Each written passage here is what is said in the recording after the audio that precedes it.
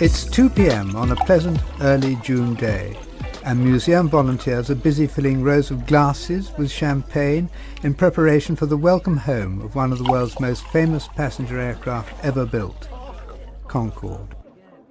Some of the 500 visitors who are expected this afternoon have started to arrive, and there's beginning to be an air of general excitement. If all goes to plan, in 2 hours' time, the last remaining section of Delta Gulf, the 90-foot long centre fuselage, will be delivered to the historic site. The aircraft's last ever journey will be just 125 miles by road from Filton in Bristol to Weybridge in Surrey. Because of transport logistics, the aircraft has had to be split into 5 main sections. Several components have already been transported to the museum, including the outer wings and tail fin, and just a month ago the front and rear fuselages were delivered on 2 low-loader lorries. The traffic's been good, and Concorde arrives well before the expected time of 4 o'clock. It's decided to hide Delta Gulf at the bottom of Brooklands runway until the publicised time. This will be the last time the runway will be used for aircraft. Shortly it will be turned into a technology and heritage centre for Mercedes-Benz. The rest of the 150-acre site will be set aside for a country park. A convoy of cars makes its way down the runway. Stepping out of the vehicles to meet the Delta Gulf transportation team are local dignitaries, members of the Museum Board of Trustees, and a very keen supporter of Brooklands, the patron of the museum, His Royal Highness Prince Michael of Kent.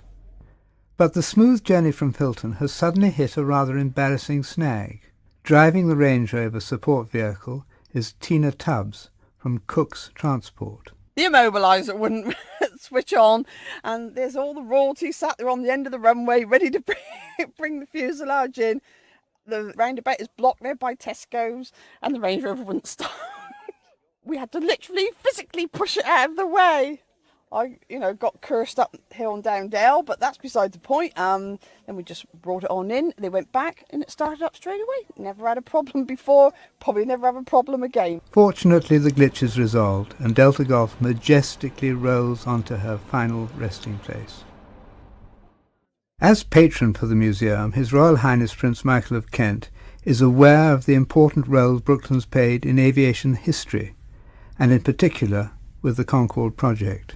It's very exciting that this Concorde has been brought here to Brooklands for 2 reasons. First of all, the most important part of the aircraft was actually assembled here in Brooklands in the old days, because we built the majority of the cockpit and all the flight controls were assembled here, and the nose wheel assembly for the landing gear was all assembled here, not only for the British, I may say, but for the Air France Concordes as well. So we have a very strong sort of parental feeling towards Concorde. And having it here as one of the major places to exhibit it in the south of England will be a huge visitor attraction.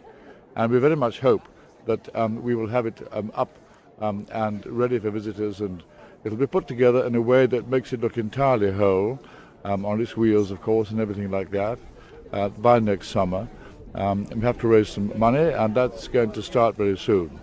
So I hope that the amount of enthusiasm that this will generate will help us very soon to have it up and on display. And it's a very, very exciting and very beautiful aeroplane, and it's a tremendous asset to Brooklands to have it here. There is much more to do to restore the aircraft back to her former glory. Since April 1984, British Airways used Delta Gulf as one of their final main spare part sources, 3.5 years since her last and what proved to be her final flight. The restoration project is being led by Director of the Museum Alan Wynne, Curator of Aviation Julian Temple, and Concorde enthusiast Gordon Roxburgh. What we will do is we'll get a contractor, fully the same contractor that took it apart, to put it back together again for us. That's the plan, what we'd like to do, subject to the lottery giving us the money. What we then do is, once it's back to the same state as it was, give it 6 months ago before we started working on it, that's when the restoration task takes over.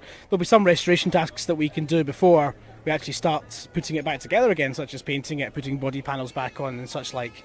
But once the contractors have finished up work, that's when it will look like a Concorde, essentially, to the public here at the museum.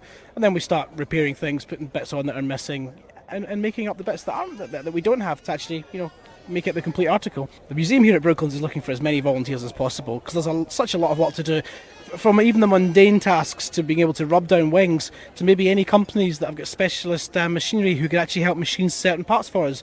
We're not talking about machining anything to aircraft standard, we're talking machining a part that looks like a replica for display purposes. Among those helping to restore Delta Golf are volunteers from the museum and students from the University of Surrey, many of whom have already been on hand with helping to unload the aircraft.